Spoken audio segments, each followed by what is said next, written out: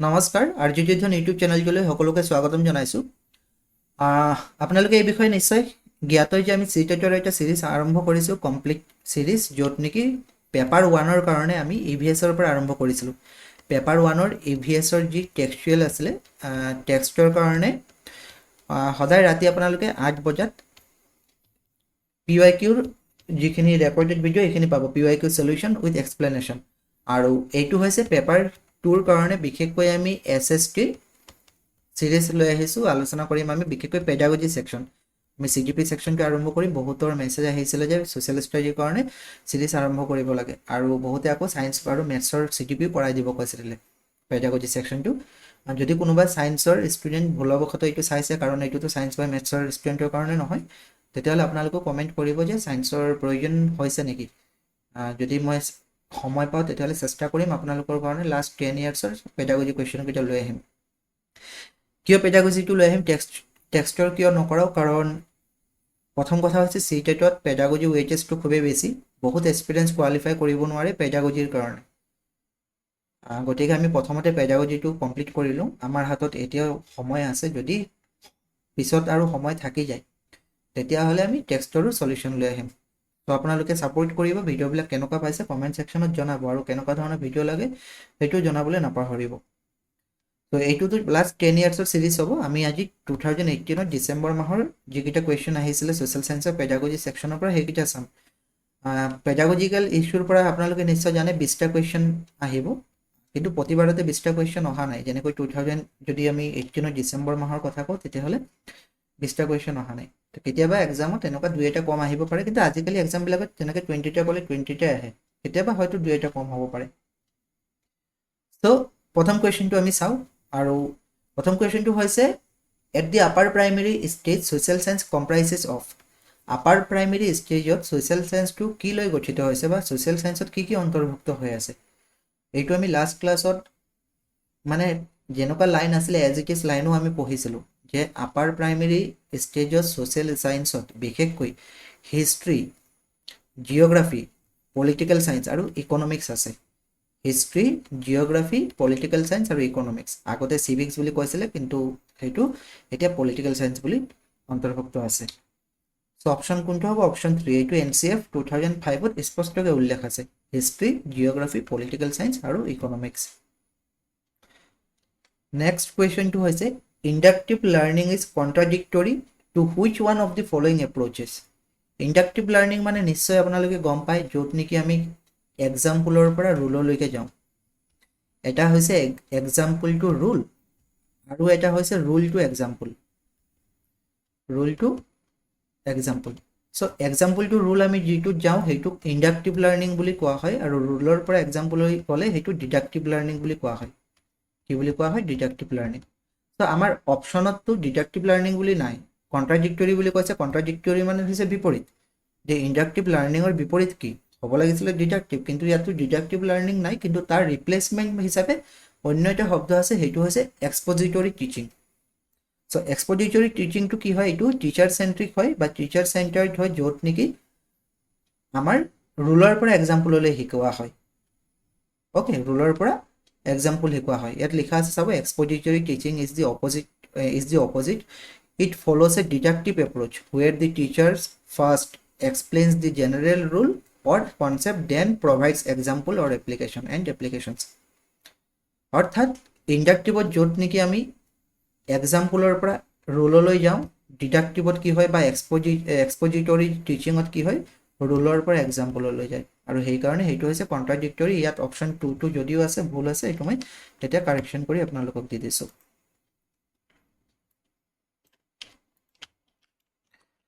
Okay, next question আমি চাওঁ কি আছে। Read the given statements A and B and select the correct answer. দুটা ষ্টেটমেণ্ট দিছে আৰু আমি কাৰেক্ট আনচাৰ চিলেক্ট কৰিব লাগিব। প্ৰথম কৈছে critical thinking promotes the building of concepts, application and expansion of ideas. অৰ্থাৎ ক্ৰিটিকেল থিংকিঙে কি প্ৰমোট কৰে? যে কনচেপ্ট বিল্ড কৰিবলৈ প্ৰমোট কৰে। ক্ৰিটিকেল থিংকিঙৰ জৰিয়তে আমাৰ কনচেপ্টবিলাক গঠন হয়, বা কনচেপ্ট বিল্ডিং ভাল হয়। এপ্লিকেশ্যন আমি কৰিব পাৰোঁ, অৰ্থাৎ এপ্লাই কৰিব পাৰোঁ। ক্ৰিটিকেল থিংকিঙৰ জৰিয়তে আমি এপ্লিকেশ্যন লেভেলত বা আমি এপ্লাইং লেভেলত হেল্পফুল হয় বুলি ক'ব পাৰোঁ। লগতে আইডিয়াছবিলাক এক্সপানশ্যন হয়, অৰ্থাৎ আমাৰ যিবিলাক চিন্তাধাৰা এইবিলাক প্ৰসাৰ হ'ব, বিস্তাৰ হ'ব। তো এইটো লাইনটো সঁচা হয়, কাৰণ যিমানেই ক্ৰিটিকেল থিংকিং প্ৰমোট কৰিম, আমাৰ নতুন নতুন কনচেপ্টবিলাক বিল্ড হ'ব, সেইবিলাক আমি ৰিয়েল লাইফত এপ্লাই কৰিব পাৰিম, আৰু লগতে আমাৰ আইডিয়াছবিলাক কি হ'ব, প্ৰসাৰ বিস্তাৰ হ'ব। So' statement 1 is correct. Statement বিত কি কৈছে, it does not help in understanding and evaluating arguments and beliefs of others. So' critical থিংকিঙে does not help in understanding বুলি কৈছে। ক্ৰিটিকেল থিংকিং হৈছে ভাল এটা পজিটিভ ৱৰ্ড, এই আমাৰ আণ্ডাৰষ্টেণ্ডিং লেভেলো বঢ়ায়, লগতে যি নেকি বিলিভছবিলাক আছে বা আৰ্গুমেণ্টছবিলাক আছে সেইবিলাক ইভালুৱেশ্যনৰ কাৰণে বা ইভালুৱেটিঙৰ কাৰণে হেল্প কৰে। চ' অপশ্যন বিটোতো ইনকাৰেক্ট হয়। চ' আমি ক'ব পাৰোঁ statement A is true and statement B is false. Option কোনটো হ'ব? অপশ্যন 1টো। What is an empirical evidence? Empirical evidence হয় কি? Data gathered in the real world through the census, a numeric approach for research, data measured in metric units, data gathered using reliable method of data collection.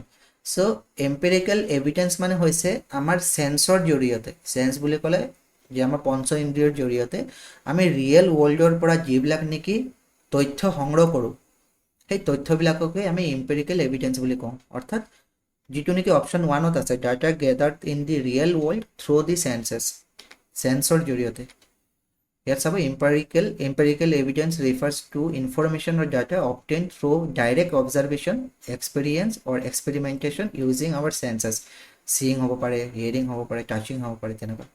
অৰ্থাৎ সেন্সৰ জৰিয়তে লাগিলে observation হওক, experiment হওক, experience হওক, যেতিয়া real ৱৰ্ল্ডৰ পৰা আমি কিবা তথ্য সংগ্ৰহ কৰিম সেইটোকে কোৱা হয় empirical evidence. Option 1 is the correct answer. The models, replicas of physical feature are most suitable for teaching.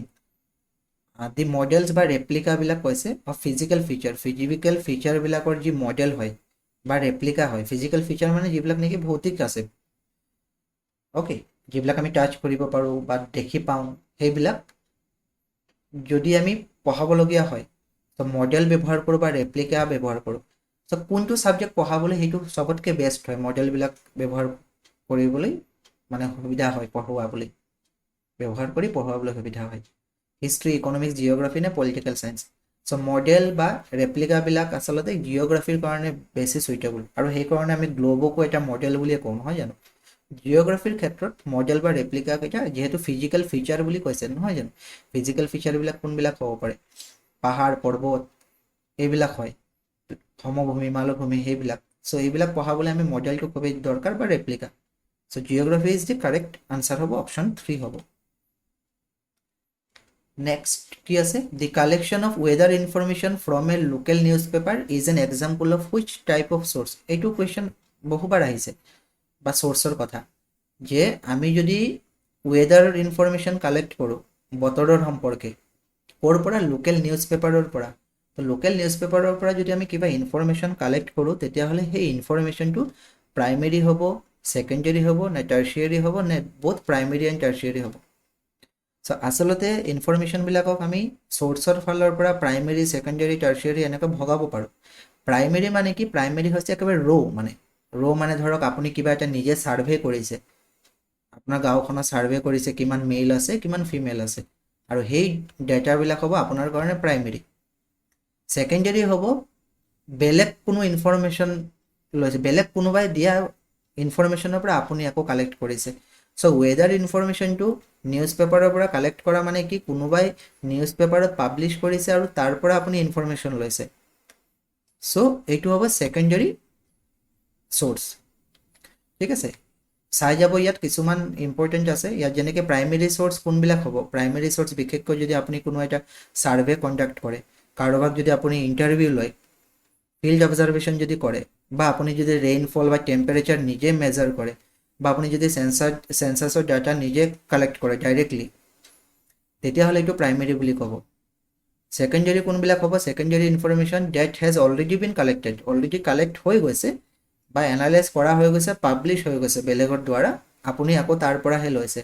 যেনেকৈ নিউজ পেপাৰ হ'ব পাৰে, টেক্সট বুক হ'ব পাৰে, মেগাজিন হ'ব পাৰে, গভৰ্ণমেণ্ট ৰিপৰ্টছবিলাক, ৰিচাৰ্চ আৰ্টিকলবিলাক, ৱেডাৰ ইনফৰমেশ্যন যি লিখি লোকেল নিউজ পেপাৰত বা নিউজ পেপাৰত পাব্লিছ হয়, এইবিলাক ছেকেণ্ডেৰী চ'ৰ্চ। টাৰ্চিয়াৰী চ'ৰ্চ কোনবিলাক? যিবিলাক নেকি sources that compile or summarize information from primary to secondary, অৰ্থাৎ প্ৰাইমেৰী চ'ৰ্চ আৰু ছেকেণ্ডেৰী চ'ৰ্চৰ পৰা যেতিয়া নেকি এইবিলাক কম্পাইল কৰে বা সামাৰাইজ কৰে সেইকেইটা হৈছে টাৰ্চিয়াৰী। যেনেকৈ ধৰক এনচাইক্লোপিডিয়া হ'ব পাৰে, ডিকশ্যনেৰী হ'ব পাৰে, এটলাছ হ'ব পাৰে, আলমেনাক হ'ব পাৰে, ইয়েৰবুক হ'ব পাৰে, বিব্লিঅ'গ্ৰাফি হ'ব পাৰে। চ' এইবিলাকত কি হয়, ডিকশ্যনেৰীৰ পৰা প্ৰাইমেৰী চ'ৰ্চ, ছেকেণ্ডেৰী চ'ৰ্চৰ পৰা এইবিলাক কি কৰে, কম্পাইল বা সামাৰাইজ কৰে। সামাৰাইজ কৰি পিনে ধুনীয়াকৈ এইবিলাক বনোৱা হয়। এটলাছ সামাৰাইজ কৰি বনোৱা হয়। আলমানাক, আলমানাক মানে য'ত নেকি সোলাৰ চিষ্টেম ৰিলেটেড যিবিলাক অবজেক্ট আছে সেইবিলাকৰ বিষয়ে থাকে। চ' এইবিলাক হৈছে টাৰ্চিয়াৰী। প্ৰাইমেৰী আৰু ছেকেণ্ডেৰী দুইটাৰ পৰা কালেক্ট কৰি বনোৱা কেইটাকে কোৱা হয় টাৰ্চিয়াৰী।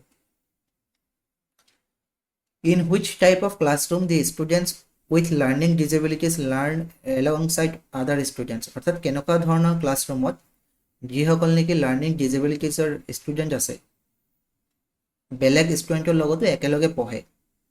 অৰ্থাৎ সকলো ল'ৰা ছোৱালী একেলগে পঢ়িব, তাত আমি ডিজেবিলিটি চালে নহ'ব বা ডিজেবিলিটি আমি নাচাওঁ। একেলগে যদি আদাৰ ষ্টুডেণ্টছৰ লগত পঢ়ে তেতিয়াহ'লে কেনেকুৱা ধৰণৰ ক্লাছৰুম হয় এইটো? সেইটোক আমি ইনক্লুজিভ ক্লাছৰুম বুলি কওঁ। কি কওঁ? ইনক্লুজিভ ক্লাছৰুম। অপশ্যন 3 টো হ'ব কাৰেক্ট আনচাৰ।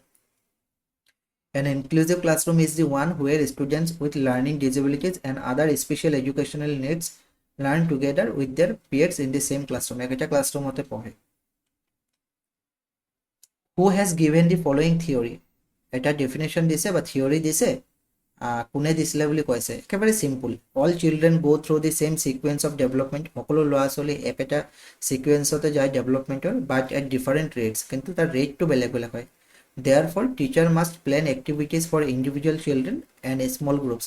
গতিকে টিচাৰে ইণ্ডিভিজুৱেল চিলড্ৰেনৰ কাৰণে প্লেন কৰিব লাগে বা সৰু সৰু গ্ৰুপৰ কাৰণে প্লেন কৰিব লাগে, not just for the class as a whole, গোটেই ক্লাছটোৰ কাৰণে নহয়। চ' যেতিয়া নেকি সিকুৱেন্স অফ ডেভেলপমেণ্ট বুলি কৈছে আৰু ডিফাৰেণ্ট ৰেটছ কৈছে, সিকুৱেন্স বুলি ক'লে আমাৰ মনলৈ কাৰ কথা আহে? ডেভেলপমেণ্টৰ যিটো সিকুৱেন্স সেইটো পিয়াজেৰ কথা আহে, কাৰণ পিয়াজে কগনিটিভ ডেভেলপমেণ্টত 4টা ষ্টেজৰ কথাও কৈছিল আৰু এজ ৱাইজ ভাগ কৰি দিছিল।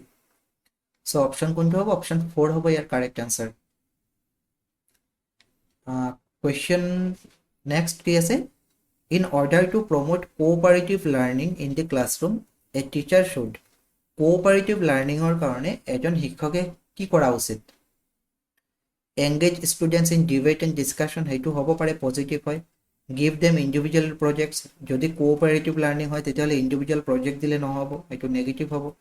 Divide the classroom in small group for work, ক্লাছৰুমটো স্মল গ্ৰুপত ভাগ কৰিব পাৰোঁ, এইটো পজিটিভ এটা হ'ব পাৰে, স্মল গ্ৰুপ কৰি ভাগ কৰি দিব পৰা হয়। Provide them various source to do the project, এইটো ভেৰিয়াছ অকল চ'ৰ্চ দি দিলে নহ'ব, সেইটো নেগেটিভ হৈ যাব। চ' কোঅপাৰেটিভ লাৰ্ণিঙৰ কাৰণে এই দুটাৰ পৰা বেষ্ট কোনটো হ'ব? যেতিয়া নেকি ল'ৰা ছোৱালী এংগেজ হ'ব ডিবেট আৰু ডিছকাশ্যনত। ডিবেট আৰু ডিছকাশ্যনত এংগেজ হ'লে কোঅপাৰেটিভ লাৰ্ণিংটো বেছি ভাল হয়।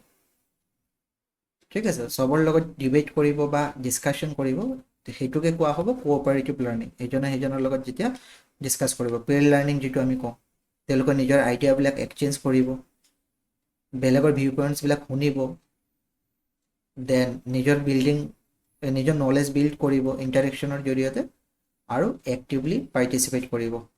চ' বেষ্ট আনচাৰ হ'ব option 1, 2। A self-guided, self-disciplined thinking which attempts to reason at the highest level of quality in a fair-minded way is called. অৰ্থাৎ কি কৈছে? সেল্ফ গাইডেড, নিজে পৰিচালিত কৰিব। সেল্ফ ডিচিপ্লিন বুলি কৈছে নিজে নিয়ন্ত্ৰিত হ'ব। ডিচিপ্লিন মানে কি? নীতি নিয়মবিলাক, নহয় জানো? আৰু লগতে কি কৈছে? Which attempts to reason at the highest level of quality. Highest level of quality মানে উচ্চ মানৰ যিটো লেভেল আছে সেইবিলাক যুক্তিৰে চিন্তা কৰিব মানে, আৰু কেনেকুৱা? ফেয়াৰ মাইণ্ডেড মানে ন্যায়সংগতভাৱে, অৰ্থাৎ নিজে পৰিচালিত, নিজে নিয়ন্ত্ৰিত আৰু ন্যায়সংগতভাৱে উচ্চমানৰ যুক্তিৰে চিন্তা কৰা প্ৰক্ৰিয়াক কি বুলি কোৱা হয়? Critical thinking, complex thinking, intelligent thinking নে এবষ্ট্ৰেক্ট থিংকিং? আমি সেইটো ক্ৰিটিকেল থিংকিং বুলি কওঁ। Option 1 is the correct answer, critical thinking, য'ত নেকি সেল্ফ গাইডেড হয়, সেল্ফ ডিচিপ্লিনড হয়, দেন ফেয়াৰ মাইণ্ডেড হয় আৰু হায়েষ্ট লেভেল অফ কোৱালিটি থাকিব ৰিজনিঙৰ ক্ষেত্ৰত। চ' ক্ৰিটিকেল থিংকিঙৰ ইয়াৰ কি আছে ইনফৰমেশ্যন চাই লওঁ critical thinking is a process of careful logical and fair minded thinking use to analyse evaluate and solve problems critical থিংকিঙত কি ইনভলভ থাকিব ছেল্ফ গাইডেড থিংকিং থাকিব ছেল্ফ ডিচিপ্লিন ৰিজনিং থাকিব ফেয়াৰ মাইণ্ডেড জাজমেণ্ট থাকিব analyse and evaluation of evidence থাকিব আৰু logical decision মেকিঙো থাকিব চ' এই গোটেইকেইটা ক্ৰিটিকেল থিংকিঙত সোমাই আছে the best methodology to teach the theme factory would be ফেক্টৰীৰ বিষয়ে আমি পঢ়াব লাগে আৰু বেষ্ট মেথডলজি কোনটো হ'ব মেথডলজি কোনটো মেথড বেষ্ট হ'ব যদি আমি ফেক্টৰী থিমটো পঢ়াব লগা হয় নেৰেট এ ষ্টৰী আমি ষ্টৰী নেৰেট কৰিলে সেইটোতো টিচাৰ চেণ্ট্ৰিক হৈ যাব নেগেটিভ আমি ক'ব পাৰোঁ টু ইনভাইট এ ৰিচোৰ্চ পাৰ্চনক যদি আমি ইনভাইট কৰোঁ ফেক্টৰীৰ বিষয়ে বুজাবলৈ তেওঁতো লেকচাৰে দিব মাইনাছ হ'ব মাইনাছ মানে নেগেটিভ হ'ব to organise a visit to a industrial plant আৰু সেইটো হৈছে আটাইতকৈ ভাল কাৰণ যদি আমি ফেক্টৰীৰ বিষয়ে পঢ়াম তেতিয়াহ'লে যদি ইণ্ডাষ্ট্ৰিয়েল প্লেণ্টলৈ আমি ভিজিট কৰাব পাৰোঁ ল'ৰা ছোৱালীক তেতিয়াহ'লে ৰিয়েল লাইফ এক্সপিৰিয়েঞ্চ হ'ব আৰু চিটেটত আমি কি কওঁ ৰিয়েল লাইফ এক্সপিৰিয়েঞ্চ বা চিটেট বুলি নহয় NCF 2005 সদায় ৰিয়েল লাইফ এক্সপিৰিয়েঞ্চৰ ওপৰত গুৰুত্ব দি আছোঁ option 3 is the correct answer okay next কি আছে আমি চাই লওঁ নেক্সট একো কুৱেশ্যন নাই অৰ্থাৎ 2018 ডিচেম্বৰত এইকেইটা কুৱেশ্যনে আহিছিলে 20টা কুৱেশ্যন তাত অহা নাই আই হোপ আপোনালোকে ছেশ্যনটো ভাল পাইছে যদি পৰৱৰ্তী ছেশ্যন কেইটাও লাগে তেতিয়াহ'লে কমেণ্ট ছেকশ্যনত নিশ্চয় জনাব আৰু ভিডিঅ'টো কাইণ্ডলি লাইক আৰু শ্বেয়াৰ কৰি দিব থেংক ইউ